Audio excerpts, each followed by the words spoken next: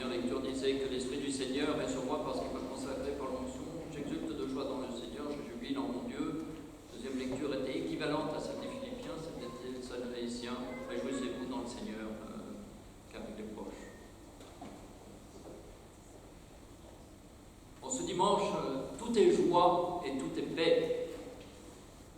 Ce n'est pas une coquetterie déplacée que de porter un ornement rose en ce dimanche de la joie au milieu de l'Avent.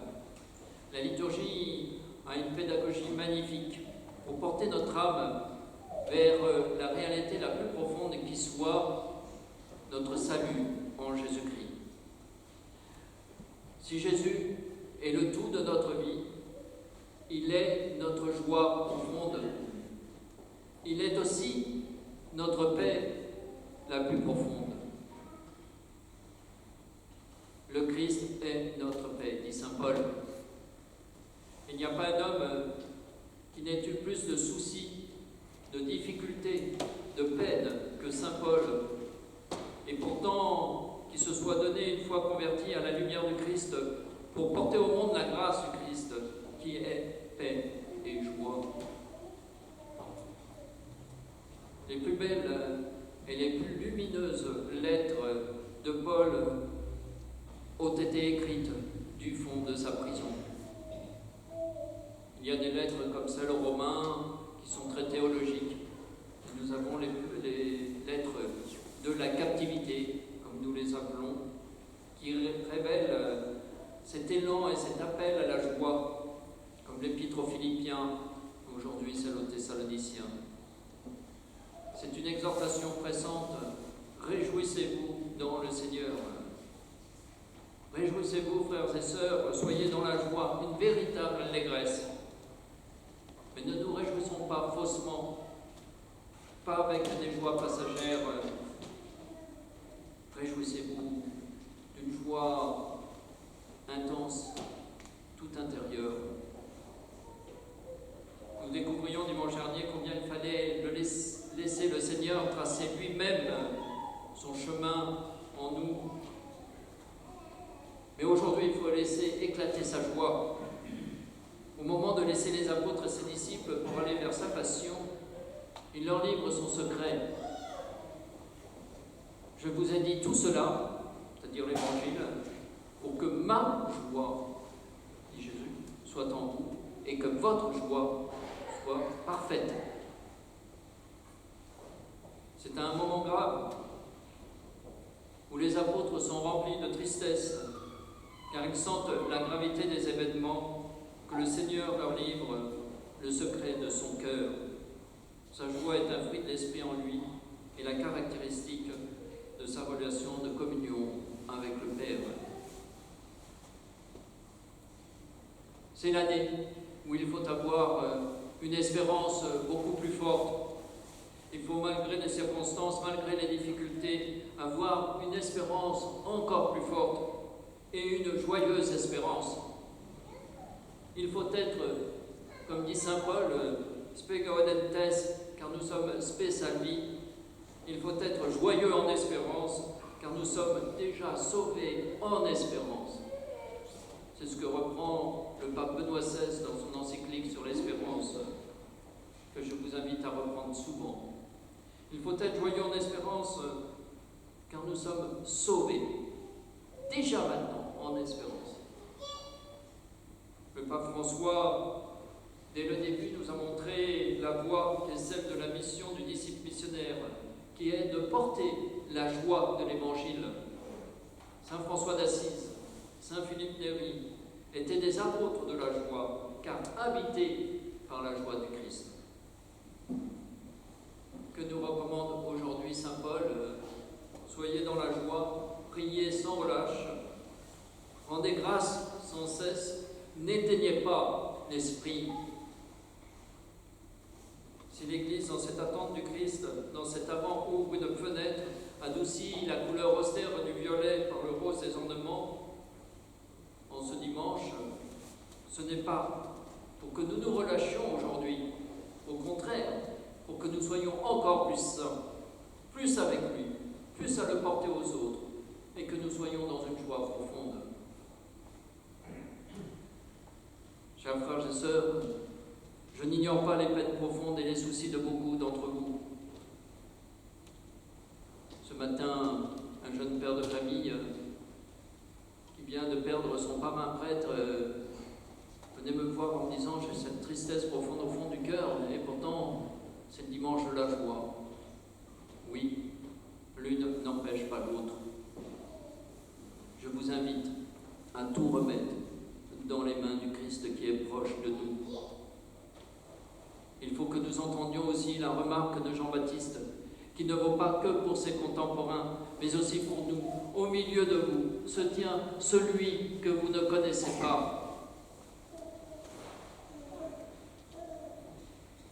Il dit bien à ceux qui lui demandent qui il est, qu'il n'est pas le Messie.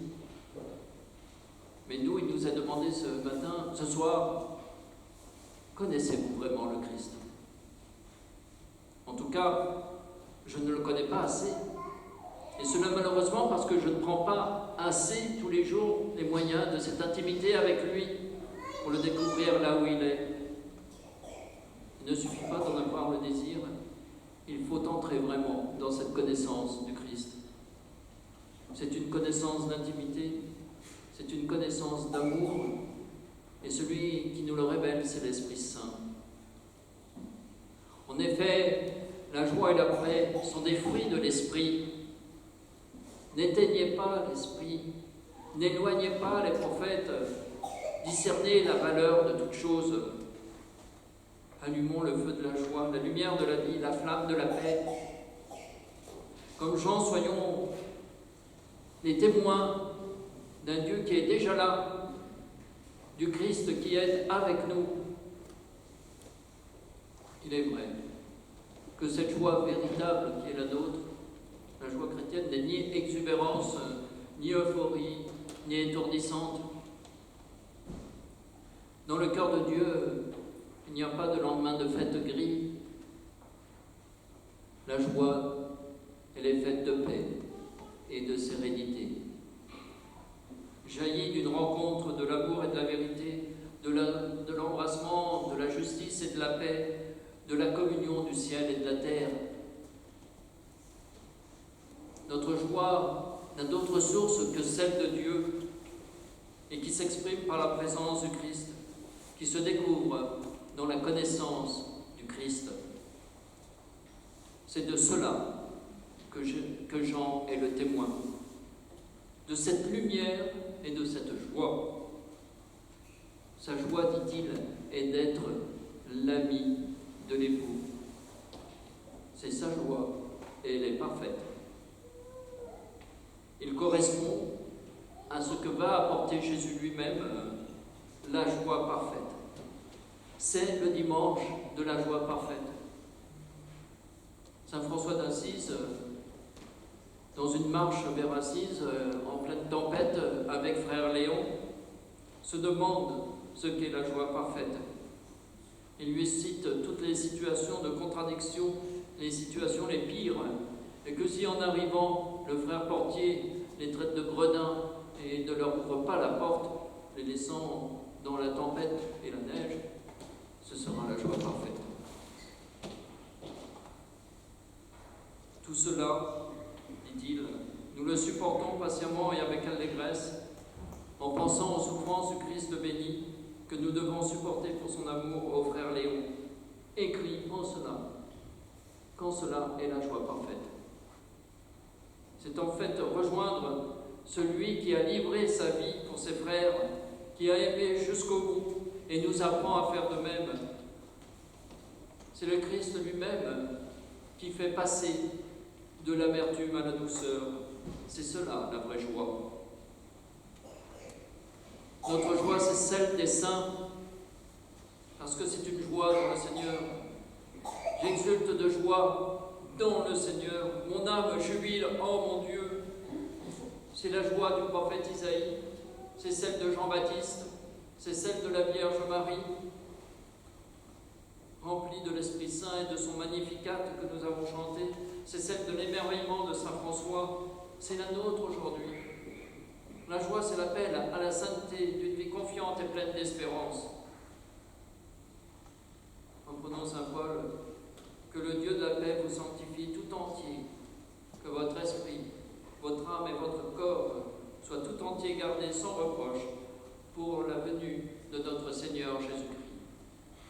Que le Seigneur soit votre joie. Il est fidèle, celui qui vous appelle. C'est sur cette fidélité que nous nous appuyons. Alors que les temps peuvent paraître durs et maussades, être saint, nous dit le pape François, c'est l'invitation du Seigneur à partager sa joie, à vivre et à offrir avec joie chaque moment de notre vie, en le faisant devenir en même temps un don d'amour pour les personnes autour de nous. Le Seigneur soit votre joie, le Seigneur soit votre paix, le Seigneur soit votre louange. Amen.